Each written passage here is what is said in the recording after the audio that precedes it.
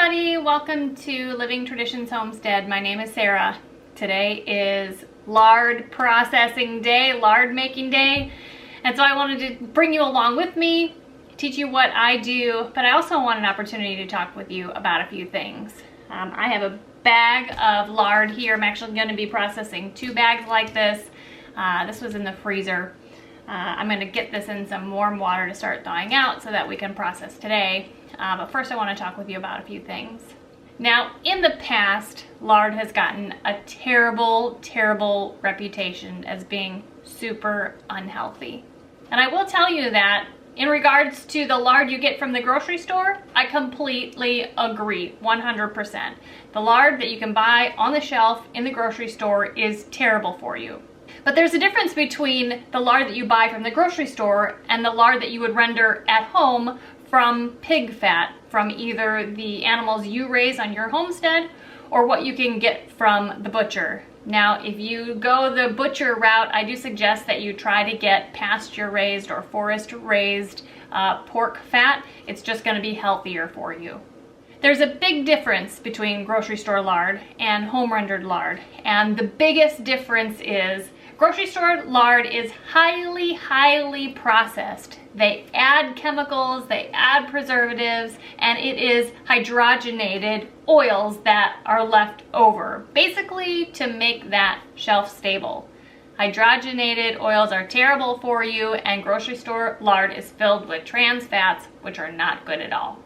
Home-rendered lard is not filled with those terrible things, and in fact it is filled with things that are actually good for you. Now, let me tell you that a lot of oil, any oil, is not good for you. You need to eat this along with other oils and fats in moderation. Home-rendered lard does include saturated fats, polyunsaturated fats, and monounsaturated fats.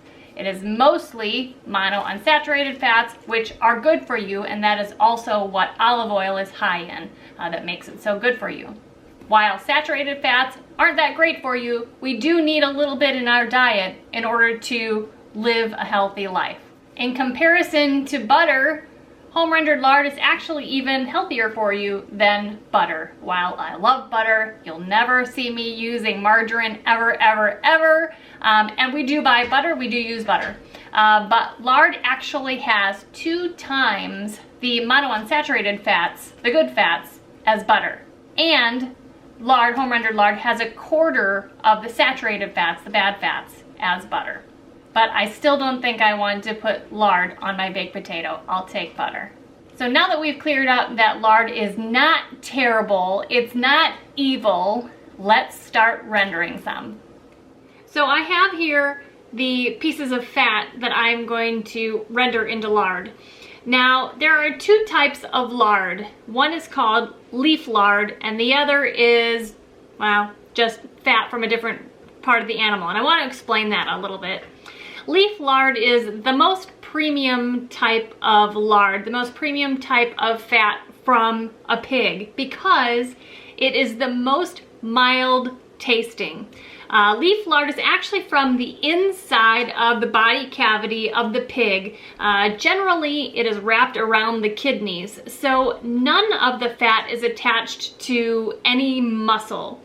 And in my opinion, that is why it's so mildly flavored. So if you are going to, say, go to the butcher and say you want some pig fat to render, if you can get leaf lard, it's going to be the best for you. Leaf lard is what's recommended for pastries or a pie crust dough because it's so mildly flavored that you don't really kind of get any pork flavor.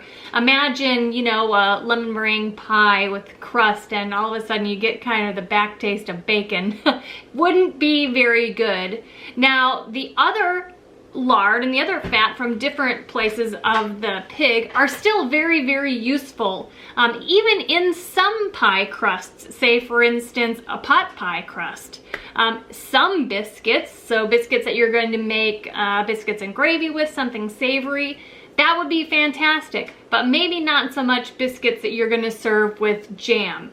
So just keep those things in mind. On our homestead, and this fat that I have to render today, this is not leaf lard. our pigs were so lean, I think because we raised them in the woods and not in like confinement, they really didn't have any leaf lard. So I am kind of disappointed about that, but we still did have a really big amount of fat. Now this fat is from on the inside of, like, between the skin and the muscle of the outside of the pig. And in some places there was a ton of it, like 2 inches, 2.5 inches of it, far more than you would want to include on a pork chop. So we removed most of it, keeping only a thin layer on any of our cuts for the freezer. And so this is some of what we had left. Now, just to give you an idea, I think that overall, this is maybe only 25 to 30% of what we got off of each pig. So it actually amounts to a lot. And I'm really excited to have this on the homestead because it's going to save me quite a bit of money at the grocery store. Rendered lard can really be a replacement for Crisco, except in, baking for desserts and things like that. You can use it for all kinds of frying in a pan, frying vegetables. Like I said before, pot pie, pie crusts, biscuits, all kinds of things. You can even use it in a melted form as long as your other ingredients aren't so cold that it chills it back to a solid state. For instance, my cornbread recipe, I normally use a liquid oil, but if all my other ingredients like the milk and the eggs, if they're all room temperature, I could get away with melting the lard and then using it in my cornbread mix. So rendering pig fat into lard is really pretty easy. You just need to melt this, and the oil will separate away from any of the meat bits that are left on there or any of like the connective tissues. So basically we're gonna cut all these pieces just into smaller pieces. We're gonna put them in our crock pot. You could do this on the stove top if you wanted to, but I just like this. It just seems to be slower, more gentle, and I can put a cover over it. I don't have to worry about it getting too hot or splattering everywhere. Anyway, I just like the crock pot method. So we just take a piece of your fat, cut it into little pieces, and put it into your crock pot or your pot for on the stove. Now, one thing I do want to call your attention to is that to minimize the pork flavor or kind of the bacon flavor in your lard, if there are any larger bits of meat that you can see, you'll want to cut those off and just set them aside. The fewer of those that are in your rendering pot, the less your lard is going to taste like pork. Now, a lot of people will take their pork fat like this, and when it's really, really cold, they'll put it through like a meat grinder, and it kind of breaks up a lot of the connective tissues that are in this fat. I could have done that, but honestly, I didn't want to have to clean up after using the meat grinder, and I really just wanted to get going. This is going to take quite a while in this crock pot, and I just need to get it started. Kevin helped me. It went by faster. So both of those bowls cut up, filled this crock pot completely. Now we just need to go put it in the base. We're going to add about 1 cup of water just to help to get the process started in there. We'll leave it for a while, stir it every once in a while, and then once there's enough oil appearing that we can start ladling some of that off, then I'll show you what to do then. The pork fat has been in the crock pot for just about 5 hours so far. Let's take a look and see how it's doing. Well, the fat pieces have gotten kind of jiggly. They're losing some of their fat in there. You can see when I pull this back here, I hope you can see the liquid. It looks like water, but that is lard in there, all melted. So it's doing pretty good, but it has quite a ways to go. I ended up starting this project late in the afternoon, which is really later than I probably should have.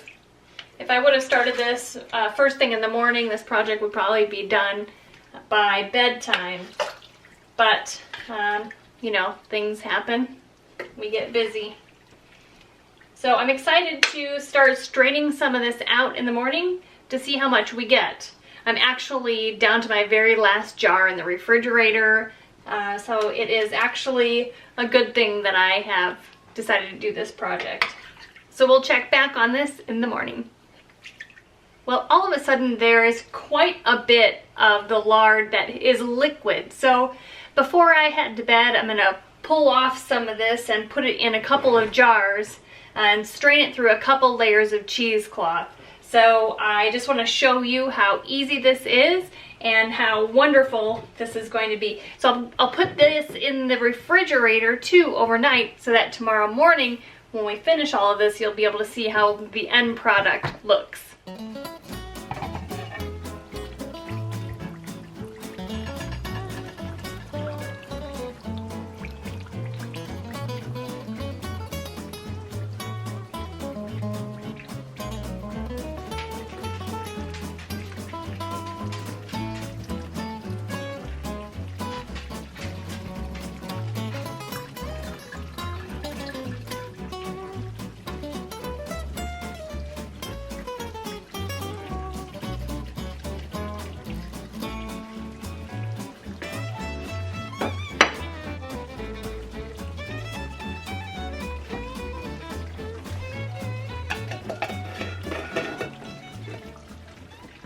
It's the next morning and I have pulled out the lard that I strained last night out of the refrigerator, and you can see what a gorgeous white color it is. Last night I was able to get this quart filled and then this one about a third of the way filled. So this morning I'm going to finish filling up this quart, and if there's still more then I'll work on the next one.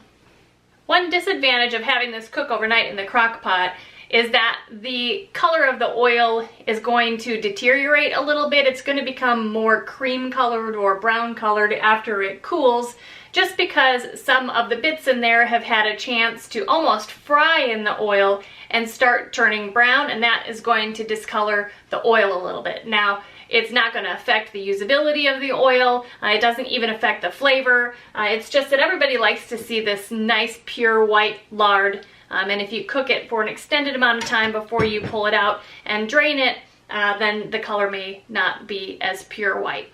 You can see in here that the bits have started to brown, like I was talking about, and some of them have kind of gotten attached to the side of the crock pot as they were cooking.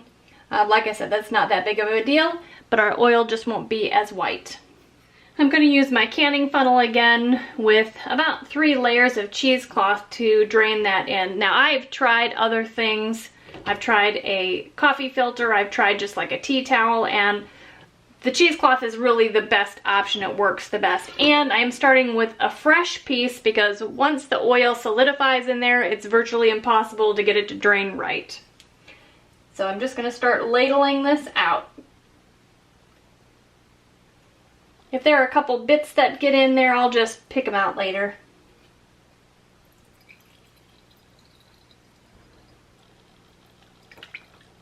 So it looks like out of a nice full crock pot of fat, I'm going to get about 3 quarts of lard. And I'm pretty happy about that. Now there's still a little bit in here, but I think you'll be shocked when you see how little is left in here. And if you remember how much we started with, it's pretty amazing how much of that has come out of those tissues, has been rendered down into a usable fat for the homestead. So I'm going to continue letting that render down just to get the last bits of oil out of there. I just really want to maximize everything that I can get out of there so that I can use it in the upcoming months. So why on earth am I wanting to render lard? These days, like, nobody's doing this. They're not even thinking of it. People don't even realize lard is even available or is even a possibility to use in the kitchen anymore. Well, there are several reasons. The first, for us, it is very affordable. We raise our own pigs, and by rendering their fat into lard, it is cutting down tremendously on the money that we spend throughout the year on other cooking oils. If you don't raise your own pigs, that's fine, But contact one of your local butchers or a meat shop near you and see if they will sell it. A lot of butchers and meat shops, this fat is excess for them. They're gonna throw it away. And a lot of times you can get a really good deal on it. Rendering lard is also very easy, especially in comparison to creating other types of oils. If you're wanting to take a little bit more control over what you eat and raise and that on your homestead or in your lives, rendering lard is the easiest way to create oil. Think how much corn or soybeans or sunflower seeds you would need to grow and then press into oil to make this amount of oil. It actually is a ton. So this is a lot faster and a lot easier. For us, rendering pork fat into lard is very sustainable. We're gonna raise pigs anyway, so to use their fat to cook with on our homestead, it just makes a lot of sense. Along the same lines, by us doing this, there's very little waste when we raise pigs. We want to use every possible part that we can. We really want to respect the life that they had and that we took to feed our families, and we don't want there to be any waste if at all possible. So by rendering down their fat and using it in our cooking, it's just another way to honor their lives. So you guys, I hope this process showed you how easy it is to render lard, to maybe relieve some of your fears and misconceptions about lard being not healthy when it really is if you render it at home, and to give you some reasons why you should try it and why we do it on our homestead. If you enjoyed this video and if you're enjoying our channel, please consider subscribing. We would really appreciate it. Don't forget to check us out on all of our social media, including Instagram. And if you know somebody who would enjoy this video or would be able to learn something, please share it with them. And until next time, thanks so much for stopping by our homestead. Take care and God bless.